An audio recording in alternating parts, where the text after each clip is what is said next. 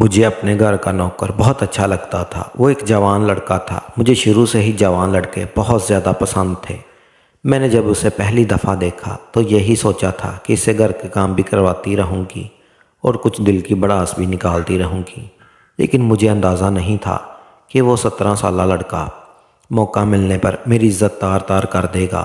ایک دن شوہر گھر پر نہیں تھا جب وہ نوکر کھانا دینے میرے پاس آیا۔ اس وقت میں بہت خوبصورت لباس میں موجود تھی، دوپٹے سے بے نیاز۔ جب اس نے مجھے دیکھا تو وہ خود پر قابو نہ رکھ سکا اور پوری رات مجھے باندھ کر مجھے اپنے گھر کے کاموں کے لیے ایک کم عمر نوجوان لڑکا چاہیے تھا جو میرے کام بھی کر دیتا اور جیسے زیادہ پیسے بھی نہ دینے پڑتے۔ ناصر بھی ایسا ہی ایک کم عمر لڑکا تھا۔ اس نے مجھے یقین دلایا کہ وہ میرا ہر کام پورے شوق اور لگن سے کرے گا اور مجھے کوئی پریشانی نہیں ہونے دے گا، بلکہ مجھے خوش کرنے میں کوئی بھی کسر نہیں چھوڑے گا۔ میں مطمئن تھی کیونکہ مجھے وہ نوکر بہت ہی شریف لگ رہا تھا۔ میرے شوہر صادق نے مجھے میرا حال پر چھوڑ دیا اور خود کمرے میں بند رہنے لگا۔ میں بھی جوان تھی، میری بھی کچھ ضرورتیں تھیں۔ میں گھر میں سارا دن کام کرتی رہتی اور وہ نوکر بیٹھ کر مجھے دیکھتا رہتا۔ کبھی کبھی مجھے اس کا مسلسل دیکھنا عجیب بھی لگتا تھا۔ میں نے گھر میں چادر لینا شروع کر دی تھی۔ میں احتیاط کرتی تاکہ وہ نوکر میری طرف متوجہ نہ ہو۔ مجھے اندازہ تھا کہ میں بہت خوبصورت ہوں۔ میری عمر 22 برس تھی۔ صادق کے بارے سمجھانے پر مجھے بھی احساس ہو چکا تھا کہ میں نے اس نوکر کو گھر میں لا کر ٹھیک نہیں کیا، مگر مجھے صرف اپنی آسانی درکار تھی۔ اس نوکر نے واقعی میرا بہت ہاتھ بٹایا تھا۔ وہ بازار سے سودا سلف لا کر دینے کے علاوہ گھر کے چھوٹے موٹے کام بھی کر دیتا تھا۔ میں نے اسے گھر میں ہی ایک کوارٹر میں رہنے کی جگہ دے دی۔ ہمارے گھر کا صحن بہت کھلا تھا جس میں پودے بھی لگے ہوئے تھے۔ وہ نوکر سارا دن ان پودوں کے ساتھ لگا رہتا۔ مجھے وہ لڑکا دکھنے میں عجیب لگتا تھا۔ مجھے کبھی اندازہ ہی نہیں ہوا کہ وہ جیسا نظر آتا ہے ویسا بالکل نہیں۔ میرے ہوش تو اس روز اڑے جب میں رات کے وقت کمرے میں پانی نہ ہونے کی وجہ سے کمرے سے نکلی۔ مجھے کچن کے قریب کھٹ پٹ کا احساس ہوا تو میں ٹھٹک گئی۔ میں نے جلدی سے آگے بڑھ کر لائٹ آن کی تو میری آنکھیں پھٹی کی پھٹی رہ گئی۔ سامنے وہ نوکر کھڑا تھا۔ وہ نوکر بھی شاید میرے جاگنے کا اندازہ کر چکا تھا، تبھی صحن کھلنے کے دروازے سے نکل رہا تھا، مگر عین وقت پر میں نے لائٹ آن کر لی تھی۔ وہ نوکر مجھے دیکھ کر گھبرا کر بولا۔ مجھے بھوک لگ رہی تھی اس لیے میں کچن میں چلا آیا۔ نوکر کے جملے پر میں نے کچھ کچن میں نظر دوڑائی۔ وہاں سب سامان ویسے ہی پڑا تھا جیسے شام کے وقت رکھا تھا۔ نوکر کا چہرہ سرخ ہو رہا تھا جس سے پسینہ صاف نظر آ رہا تھا۔ جانے وہ کیا کر رہا تھا۔ میرے آنے پر یوں گھبرا گیا۔ میں اس وقت خود بھی ڈر گئی، اس لیے اس سے زیادہ سوال نہیں کیے۔ وہ سر جھکا کر چلا گیا اور میں پریشانی میں پانی پینا بھول گئی۔ میں کمرے میں جا کر بھی سو نہیں پائی۔ ناصر کچن کے ذریعے گھر میں داخل ہوا تھا۔ مجھے اندازہ نہیں ہوا کہ وہ رات کے وقت گھر کے اندر داخل ہوتا تھا۔ سوچتے سوچتے میں اندر نیند آ گئی۔ اگلی صبح نوکر ناشتہ لینے میرے پاس آیا اور شرمندگی سے بولا، میں رات کے وقت شدید بھوک لگنے کی وجہ سے گھر میں آیا تھا۔ میں اپنی حرکت پر شرمندہ ہوں۔ ناصر کا جھکا ہوا سر اور شرمندگی دیکھ کر میں نے اپنے سب شکوک بلا دیے۔ مجھے لگا واقعی نوکر بھوک کی وجہ سے آیا ہوگا۔ ناصر کی معذرت پر بات وہیں ختم ہو گئی اور میں نے صادق کے سامنے اس بات کا بالکل ذکر نہیں کیا، اور یہی میری غلطی تھی۔ میں ہر معاملے سے گھر کے مرد کو انجان رکھ رہی تھی۔ صادق بھی مطمئن تھے کہ واقعی ناصر اچھا لڑکا ہے۔ اگلی رات میری آنکھ پھر سے کھلی تو میں اٹھ بیٹھی۔ میں نے سوچتے ہوئے کمرے کا دروازہ کھولا تو اندھیرے میں مجھے محسوس ہوا کہ کوئی دروازے کے پاس موجود ہے۔ میں چونک گئی۔ اس بار لائٹ آن کرنے پر کوئی موجود نہیں تھا۔ میں نے کسی کی موجودگی کو اپنا وہم سمجھ لیا اور گھر میں گھوم کر سارا جائزہ لیا اور کمرے میں واپس چلی آئی۔ اس کے بعد کئی راتیں اسی طرح میں جاگ کر چیک کرتی رہی اور ہر بار مجھے ایسا وہم ستاتا تھا کہ گھر میں رات کے وقت کوئی اور بھی موجود ہوتا تھا، لیکن مجھے کبھی کوئی نظر نہیں آتا تھا۔ مگر ایک صبح کھانا بناتے ہوئے صادق کی بات پر میں چونک گئی جب میرے شوہر نے کہا کہ آج کل نوکر کو دیکھ کر لگتا ہے یہ راتوں کو سوتا نہیں، اس کی آنکھیں میں سرخی ہوتی ہے اور دن بھر جہاں بیٹھتا ہے نیند میں چلا جاتا ہے۔ میں نے صادق سے کہا کہ کام نہیں ہوتا اس لیے فارغ انسان ویسے ہی نیند آ جاتی ہے۔ صادق نے میری بات پر اتفاق کیا اور اٹھ کر کمرے میں چلے گئے، مگر میں خود سوچ میں گم ہو گئی تھی۔ وہ نوکر شروع کے چند دن تو بالکل ٹھیک رہا، مگر اب وہ عجیب و غریب حرکتیں کرنے لگا تھا۔ بازار جاتا تو چند منٹوں میں ہی خریداری کر کے گھر پہنچ جاتا اور ایسا لگتا تھا جیسے بھاگ کر آیا ہو۔ حالانکہ وہ ٹھیک نہیں تھا، اب تو ہر وقت جلد بازی میں رہنے لگا۔ میں اس کی تبدیلی کو محسوس کر رہی تھی مگر کچھ سمجھ نہیں پا رہی تھی۔ ایک روز وہ نوکر سامان لایا تو بری طرح ہانپ رہا تھا۔ میں اس کی حالت پر گھبرا گئی، اس کا رنگ بالکل زرد ہو رہا تھا۔ میں نے پریشانی سے سوال کیا تو وہ بولا کہ سامان بھاری تھا اس لیے تھک گیا ہوں۔ وہ جوان اور اچھے قد کاٹ کا مالک تھا۔ مجھے اس کی بات پر شک تھا، وہ سچ نہیں بول رہا تھا۔ میں نے سنجیدگی سے کہا کہ اگر یہ کام اس کے لیے مشکل ہو چکا ہے تو وہ واپس چلا جائے، میں اپنا کام خود سنبھال لوں گی۔ میری بات پر وہ جلدی سے سیدھا ہوا اور بولا کہ اب میں یہ کام کبھی نہیں چھوڑ سکتا۔ میں نے اس کے جملے پر چونک کر اسے دیکھا تو وہ ہنس کر بولا کہ آپ کمزور ہیں، یہ کام آپ نہیں کر سکتی، ایسے کام مجھ جیسا جوان لڑکا ہی کر سکتا ہے۔ وہ مجھے اکثر یہ بات بولتا تھا کہ میں کمزور ہوں اور کچھ نہیں کر سکتی، مگر میں نے پہلی بار اس کے جملے کو محسوس کیا تھا۔ مجھے ایسے لگا تھا جیسے وہ مجھے احساس دلاتا تھا کہ میں اس کا مقابلہ نہیں کر سکتی۔ مجھے یہ بات عجیب لگ رہی تھی۔ یکدم مجھے لگنے لگا راتوں کو جو وہم مجھے ستاتا تھا وہ بھی حقیقت تھی، اور شاید وہی نوکر رات کے وقت اندر آ جاتا، مگر بغیر ثبوت کے میں اس کو الزام نہیں دے سکتی تھی۔ اسی کشمکش میں ایک رات جاگ کر کمرے سے نکلی تو سامنے ہی حال میں مجھے وہ نوکر نظر آیا۔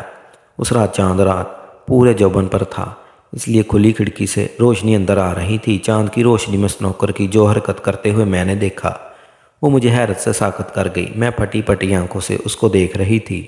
اسی وقت اس نوکر نے بھی شاید میری موجودگی کو محسوس کر لیا تھا اور وہ چونک کر ہمارے کمرے کے دروازے کی جانب دیکھنے لگا۔ میں اندھیرے میں دیوار کے قریب کھڑی تھی۔ اس لڑکے کے متوجہ ہونے پر میں گھبرا گئی، اور جب اس نے رخ پھیرا تو میں کمرے میں داخل ہوئی اور دروازہ اچھے سے بند کر لیا۔ میرا دل بری طرح دھڑک رہا تھا۔ میں بمشکل اپنے پیروں پر چل کر بستر تک پہنچی تھی۔ میں سر پکڑ کر اپنے شوہر کو دیکھ رہی تھی۔ میں اپنے شوہر کی کمزوری اس نوکر پر واضح کر چکی تھی اور خود اسے گھر میں لائی تھی۔ اب جو حرکت میں دیکھ چکی تھی میرے لیے سکون سے سونا بھی مشکل ہو گیا تھا۔ اب مجھے اپنے شوہر کی بات سمجھ آ رہی تھی۔ وہ نوکر بھی بہت دفعہ مجھے احساس دلا چکا تھا کہ اب گھر کسی سے نہیں جائے گا۔ مجھے خوف تھا کہ کوئی نقصان ہوا تو میرا شوہر مجھے ہی الزام دے گا۔ میں اس نوکر سے ڈر گئی تھی مگر شوہر کو بتانے کی ہمت نہیں ہوئی۔ میں غلطی پر غلطی کر رہی تھی۔ مجھے اپنے شوہر کو بتا دینا چاہیے تھا، مجھے خبر نہیں تھی۔ اس بات کا مجھے کتنا پچھتاوا رہنے والا تھا۔ میں کئی دن تک خوف کا شکار رہی اور غائب دماغی سے کام کرتی رہی۔ میرا رویہ اس نوکر سے بدلنے لگا۔ میں چاہتی تھی کہ وہ میری بے رخی سے بدل ہو کر ہمارے گھر سے چلا جائے، مگر وہ بد دل ہونے کی بجائے میرے آگے پیچھے گھومنے لگا۔ میں کچن میں کام کر رہی ہوتی تو وہ وہی چلا آتا اور بہانے سے میرے قریب رہتا۔ میں اسے جانے کا کہتی تو وہ کبھی برتن دھونے لگ جاتا تو کبھی فریج کی صفائی شروع کر دیتا۔ وہ آہستہ آہستہ گھر کے ہر معاملے میں گھسنے لگا اور میرے غصہ کرنے کی پرواہ بھی نہ کرتا۔ میرے شوہر نے جب اس کی نوکری کی ہر کام میں دخل اندازی محسوس کی تو وہ مجھ سے ناراض ہونے لگے اور ایک روز مجھے ڈانٹتے ہوئے کہا، تم اس نوکر کے ساتھ فری ہونے لگی ہو، اس سے ہمارا ایسا کوئی رشتہ نہیں کہ وہ ہمارے گھر کے اندر گھسا رہے۔ میں گھبرا گئی اور اپنے شوہر سے کہا، اس نوکر سے کہہ دو وہ باہر والے کمرے تک محدود رہا کرے۔ میں چاہتی تھی کہ میرے شوہر کے کہنے پر وہ نوکر ایک طرف ہو جائے کیونکہ وہ میری بات کا اثر نہیں لیتا تھا۔ میری توقع کے مطابق میرے شوہر نے جب اسے سمجھایا تو وہ باہر والے کمرے میں ہی رہنے لگا۔ میں مطمئن ہو گئی، مجھے لگا نوکر سمجھ گیا ہے اور اب کوئی مسئلہ نہیں ہوگا، مگر رات ہوتے ہی نوکر اندر آ جاتا۔ میں نے 2-3 مرتبہ راتوں کو اسے گھر کے اندر والے پورشن میں دیکھا تھا۔ میں نے ایک روز دن کے وقت بہانے سے اس نوکر کو سناتے ہوئے کہا کہ راتوں کو میرے شوہر کو وہم ہونے لگا ہے جیسے ہمارے کمرے کے پاس کوئی آتا ہے، شاید کوئی چور ہوگا، مگر کسی رات میرے شوہر نے اسے پکڑ لیا تو اس کی خیر نہیں۔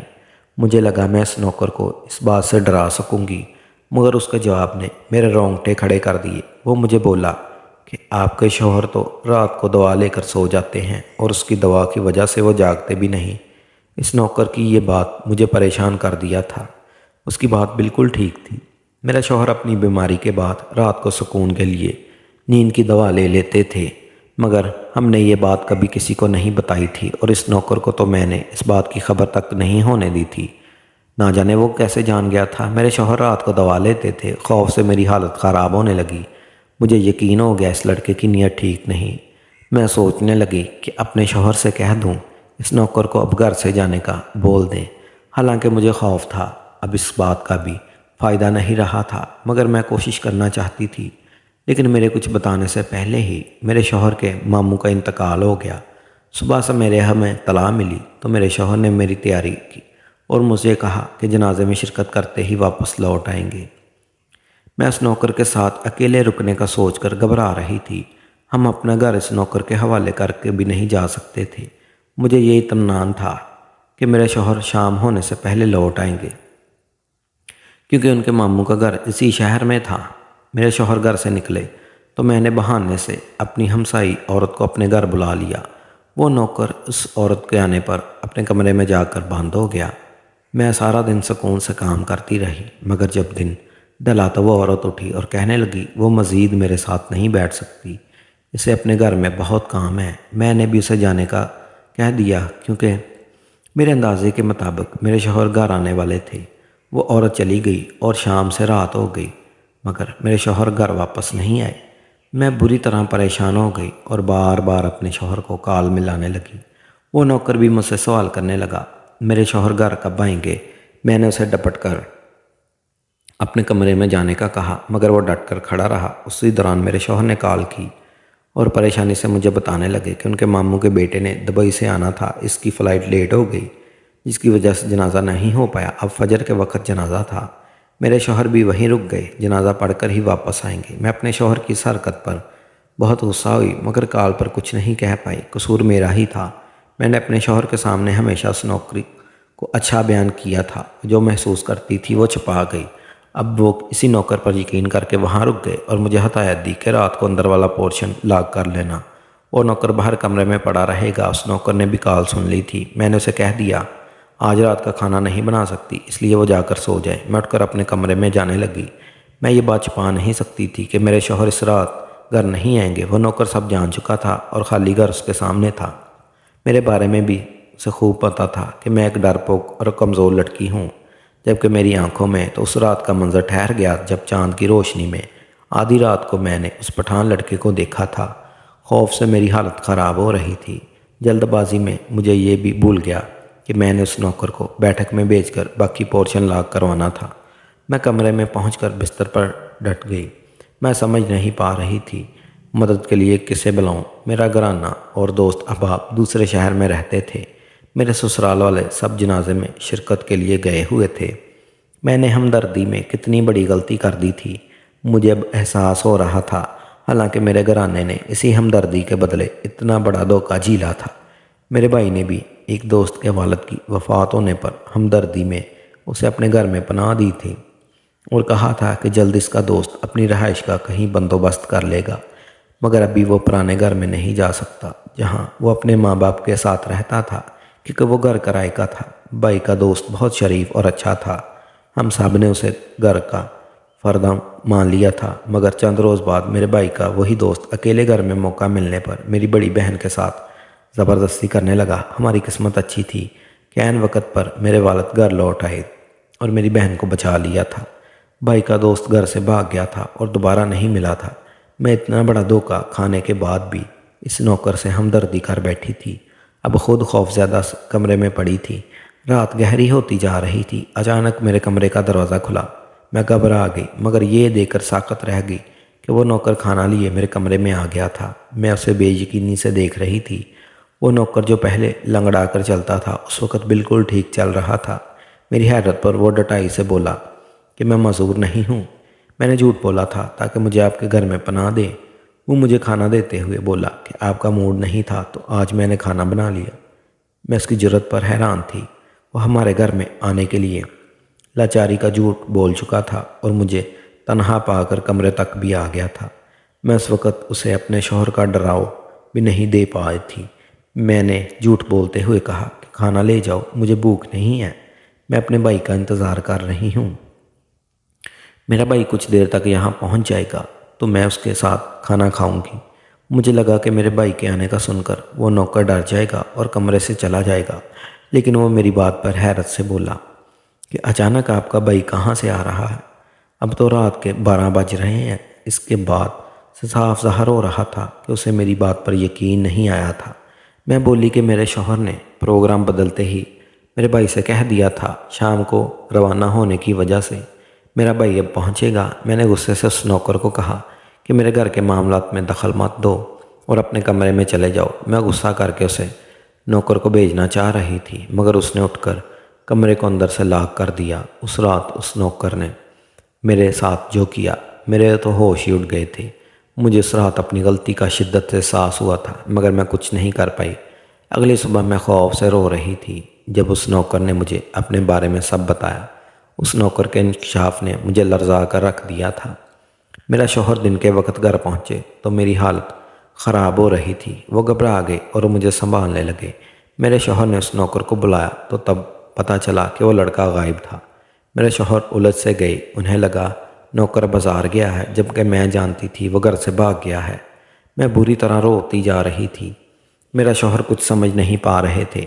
میں اس وقت اپنے شوہر کو کچھ بتانے کے قابل بھی نہیں رہی تھی۔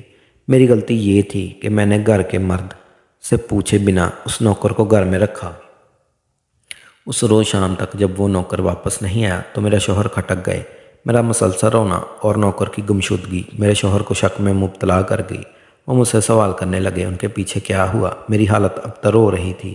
میں اپنے شوہر کو کچھ بتانے کی بجائے ضد کرنے لگی کہ وہ مجھے میری ماں کے گھر لے جائے۔ مجھے اپنی بے چین حالت ڈر رہی تھی۔ میرے رونے پر میرے شوہر نے ہار مان لی اور مجھے اطمینان دلایا کہ وہ اگلے روز مجھے مائکے لے جائیں گے۔ رات کو جانا ہمارے لیے ممکن نہیں تھا کیونکہ میری ماں کا گھر دوسرے شہر تھا۔ میں اپنے شوہر کے مان جانے پر چپ ہوئی مگر دل میں بری طرح سہما ہوا تھا۔ میں اپنے شوہر کو نہیں بتا پائی کہ میں کیا کر چکی تھی۔ اس گھر سے جلد از جلد بھاگ جانا چاہتی تھی مگر اس رات میری زندگی ایسے برباد ہوئی کہ میرے لیے جینا مشکل ہو گیا۔ اس رات ہمارے گھر میں 4 مرد گھس آئے۔